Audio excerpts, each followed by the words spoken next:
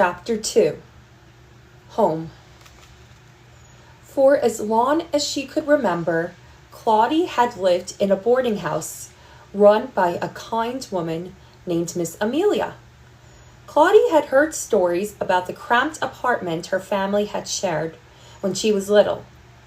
But whenever she thought about her home, Claudie could only envision Miss Amelia's brownstone. That evening, Claudie pushed through the front door, greeted by the familiar green wallpaper in the parlor. She propped her scooter against the shoe rack, and as she untied her shoes, she could already smell plantains frying in the kitchen.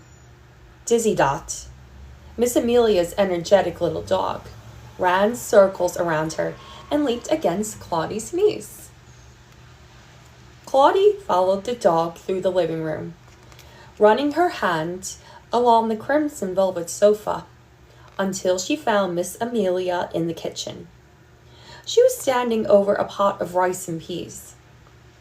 In Jamaica, Miss Amelia had told her once, beans were called peas.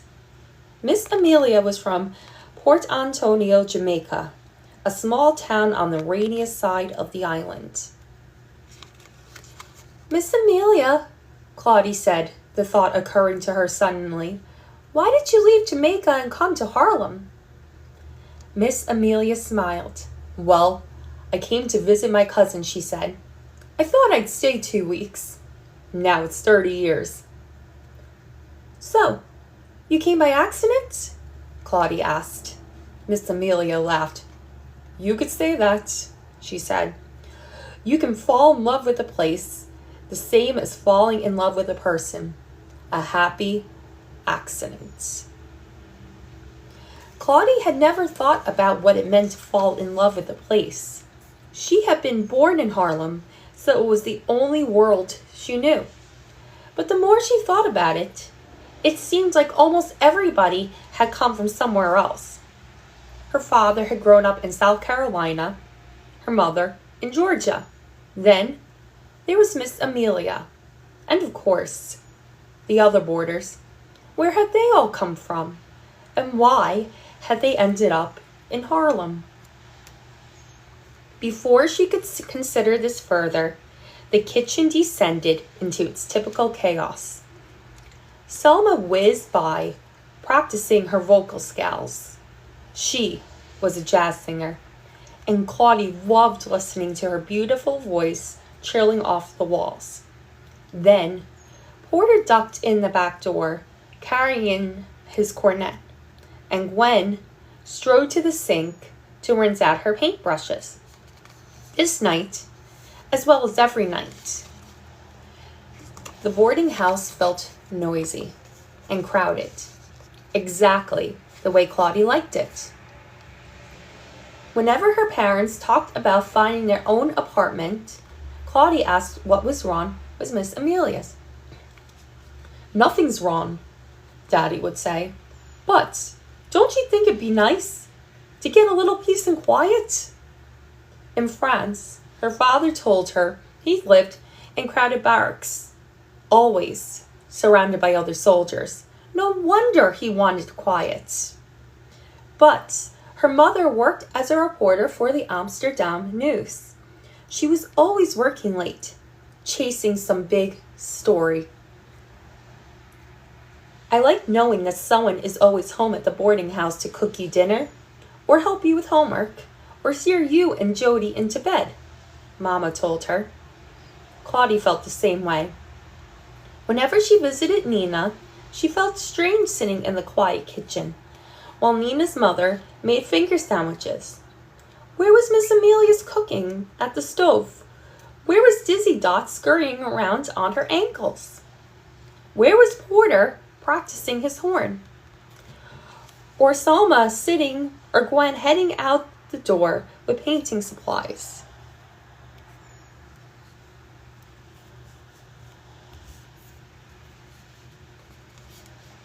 I'm sorry I don't do co-host, but you're welcome to hang out.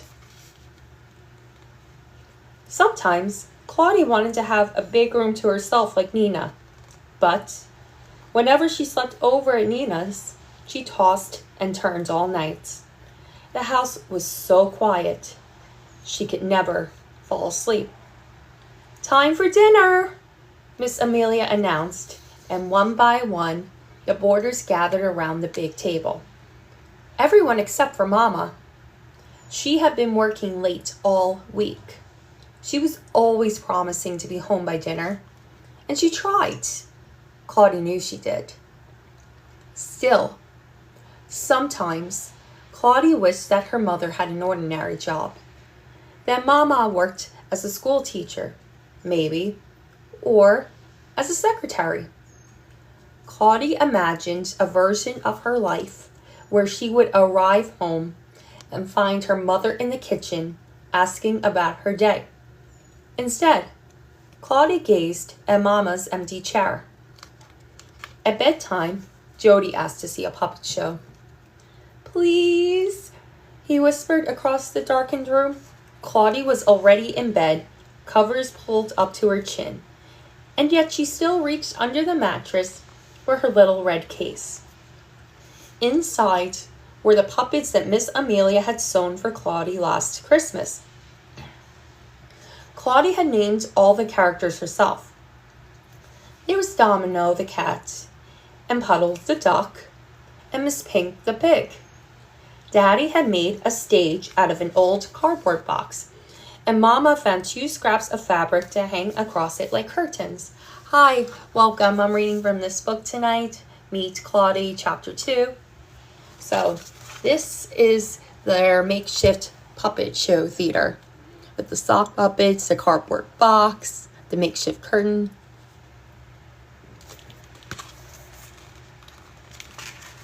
Claudie opened her red case and propped the stage on top of the bed and hid behind it. Then she began to tell a story about Domingo trying to learn how to dance. Jody giggled as the cat flailed and flung, and soon Claudie began to laugh as well. Maybe she wasn't a dancer, but that didn't mean she had no talent at all. She was good, she had to admit, at making her brother happy. "Hi, welcome." After Jody fell asleep, Claudie heard footsteps on the stairs. She turned to find her mother smiling in the doorway. "Now, I thought some people were supposed to be asleep," her mother said quietly. Claudie tiptoed across the room to give her mother a hug. "Mama, did you finish the article?" Claudie asked. "Almost," Mama said. "I got to interview a few more sources first." "How come?" Claudie asked. "Well, that's good reporting," Mama explained. "You talk to lots of people to see all sides of a story. What if they all say different things?" "Sometimes they do." Her mother laughed a little. "Most times they do. But then my job is to gather all those stories and figure out what's true. What can be proven by fact." Claudie considered this. Then she asked, "Well, what if you know something's true, but you can't prove it?" "Hi, welcome. Reading this book tonight, Chapter 2. Mama smiled. "How would you know it's true without proof?" "Maybe only you saw it," Claudie said. Her mother gave her a tight smile. Then she helped Claudie move the stage off the bed. "That's called witnessing," Mama said. "Now, how about we go to sleep? It's getting mighty late." Claudie climbed back into bed. She knew that she should go to sleep, but she was still thinking about the dance class. "Mama," she said, "what am I good at?" "Plenty," Mama said, tucking her in. "You're inquisitive." "Do you know what that means?" Claudie shook her head. Mama said, "It means you ask questions." "But I don't want to be good at asking questions," Claudie said. "That means you don't know anything." "It's good to ask questions," Mama said. "That means you're paying attention." She bent to kiss Claudie's forehead. "Who knows? Maybe you'll be a reporter like me someday. Was that true? Claudie wondered. Could she become a reporter someday? She felt so shy meeting people for the first time. She could hardly imagine herself interviewing strangers. Hi, welcome. Besides, she dreaded when her English teacher asked her to read a book report in front of the class. The idea of writing an article that might be read all over Harlem made her want to yank the covers over her head. Still, it felt nice to imagine that maybe, someday, she might be brave as her mother. I've got something to tell you, Mama said. I'm taking a little trip back to Georgia next month. Claudie frowned, propping herself up onto her elbows. Why? She asked. Her mother hadn't visited her childhood home in years. Well, Cousin Sidney is driving down, she said, and I figured I'd join him. I've been meaning to go back and see Grandma. Cousin Sidney lived upstate. He was a woodworker, and whenever he came to Harlem, he always brought Claudie and Jody a toy he'd whittled, like a tiny soldier, or a hummingbird, or a rocking horse. Claudie loved Cousin Sidney. Can I come too? Claudie asked. I've never been to Georgia. I've never even met Grandma. I know, but... Mama paused. I don't think now's the time. Mama gave Claudie a sad smile, then eased her back into bed. But I'll be good, I promise, Claudie said. Next time, Mama said. When you're a little older, okay? When Mama slipped out of the bedroom, Claudie sank back under the covers. Why wasn't she old enough yet to meet her grandmother? And why wasn't she old enough to see where her mother had grown up? Maybe, Claudie thought, her age wasn't the problem at all. Maybe Mama wants to go without me. Maybe she thinks I'll only get in the way. The thought hurt, almost as much as the idea of Mama going to Georgia without her.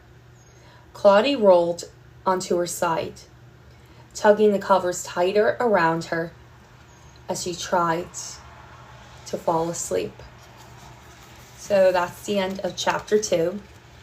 Okay, so now we're going to move on to chapter 3. Hi, welcome.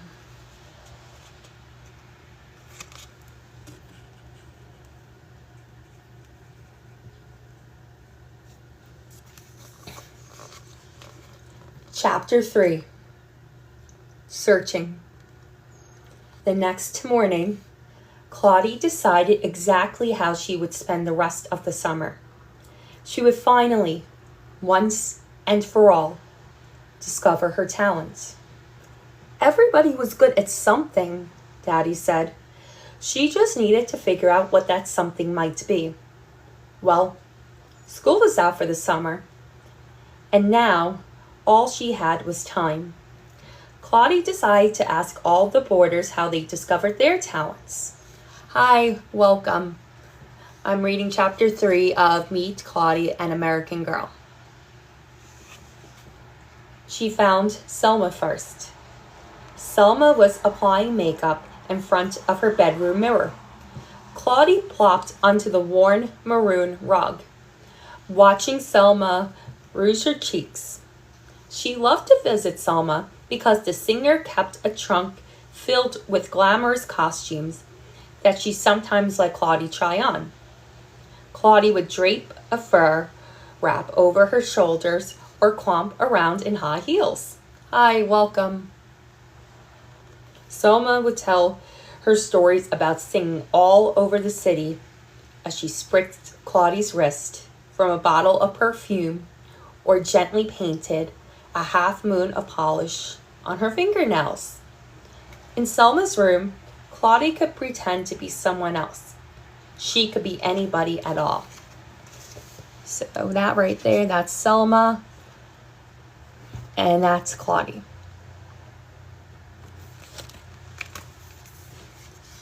Selma, Claudie began.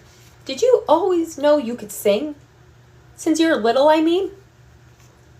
I knew I wanted to sing, Selma said. Ever since I was a little girl growing up in Texas. My daddy was a preacher. Did you know that? Claudie shook her head. No, she did not. Welcome. Well, I grew up singing in the church, Selma said, but I wanted to be a traveling performer. When I was little, maybe your age, I was walking home from school one day when I saw a bunch of men nailing a big white tent into the ground. I thought maybe the circus was in town, but it was a vaudeville troupe. So I pushed together a few pennies with my cousins and we came up with enough to buy tickets. In the back of that crowded tent, Selma said, she squeezed in with her cousins as the show began.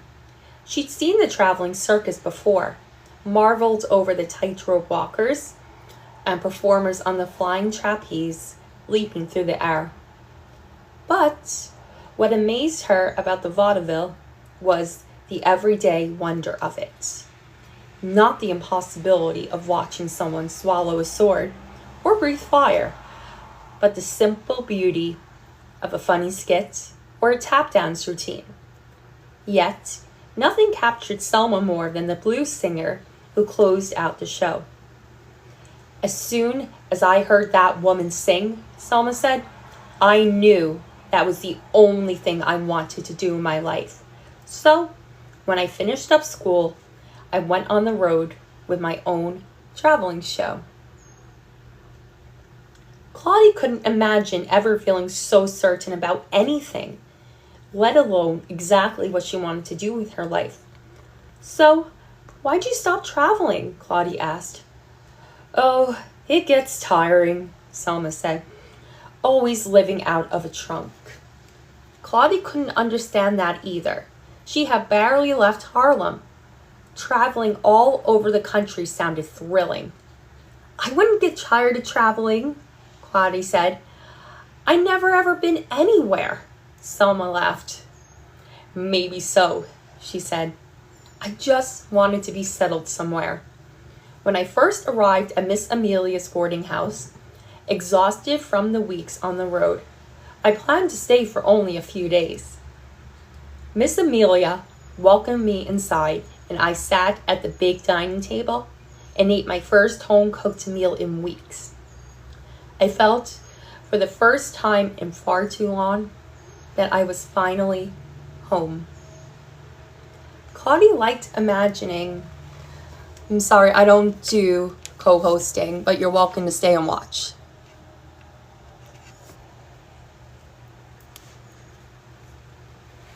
Claudie liked imagining Selma pushing through Miss Amelia's front door, almost as much as she liked imagining young Selma hearing the blues for the very first time. Can I hear the song? Claudie asked. The one that made you want to sing? What if I teach it to you? Selma suggested with a smile. Claudie was no singer. In fact, in church, she always tried to sing so quietly that no one would be able to hear her. And yet she knew that a friend offering to teach you something she loved was offering you a special gift. So Claudie listened as Selma sang, and then she joined in until their voices filled the room. Next, Claudie found Miss Amelia sitting on the lawn velvet sofa in the living room, mending a pair of trousers. Claudie knelt on the rug, touching the spools of thread in the sewing case. In her younger days, Miss Amelia had once told Claudie she worked as a seamstress out of a shop, sewing lace veils and chiffon wedding gowns. But now, she mostly patched and repaired holes in trousers and jackets to earn extra money. Lately, Claudie had noticed Miss Amelia had been taking more sewing than usual. When Claudie asked why Miss Amelia was working so much, Miss Amelia shrugged. Things always cost more than you think, said Miss Amelia. I want to help. Can you teach me how to sew something? Claudie asked. Miss Amelia slipped a thimble onto Claudie's finger and showed her how to sew a button on a piece of cloth. But Claudie could barely poke the needle through the tiny holes in the button. She could hardly imagine sewing an entire wedding gown. It's not just about talent, Miss Amelia said. You've got to work hard to get good at something. But how do you practice something if you're not good at it? Claudie asked. That's the hard part, Miss Amelia said. A lot of people quit if they aren't good at something right away. But don't worry about sewing the whole dress. You just start with one little button. It was hard to imagine, Claudie thought, that she might someday be able to work her way up to sewing a dress. But maybe Miss Amelia was right. After all, before you could play a song, you had to learn each note of the scale. A newspaper article was made up of smaller words. Even baking a cake required taking tiny steps, like cracking eggs in a bowl or measuring out flour. Maybe Claudie had been going about this all wrong. Maybe if she focused on the smaller steps, she could work her way toward being good at something. In the afternoon, Claudie took Jody to find Mama at the Amsterdam News headquarters. The paper, founded in a living room in 1909, had become one of the largest colored newspapers in the country. When Claudie stepped inside, she entered the familiar bustle of the newsroom. Reporters banging typewriter keys, an editor bent over big pages spread out on a table, a photographer whirring past carrying rolls of film. Claudie led her brother to Mama's desk.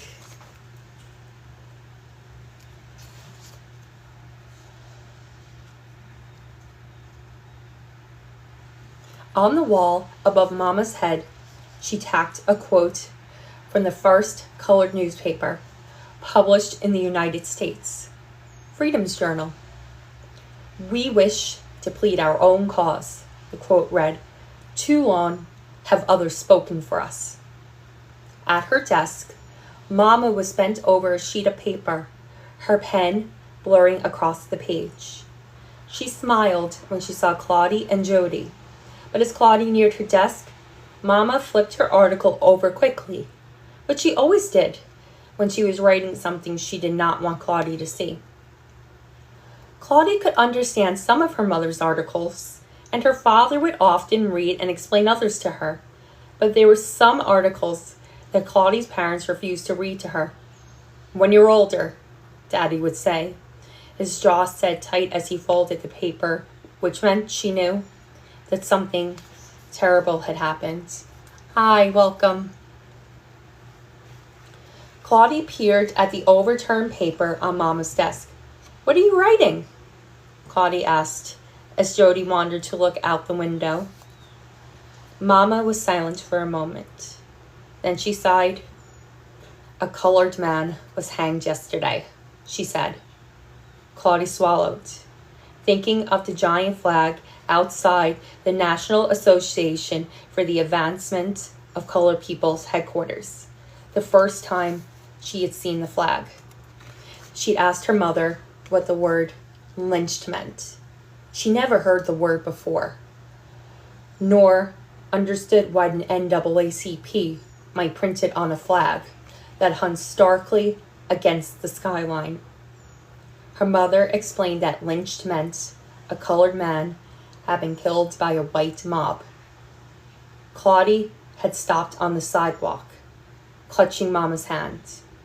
She had not known that such a thing had happened, let alone often enough that the NAACP would raise a flag to alert people about it. Mama had squeezed her hand and said, I don't want you to be scared, but you need to know what's happening.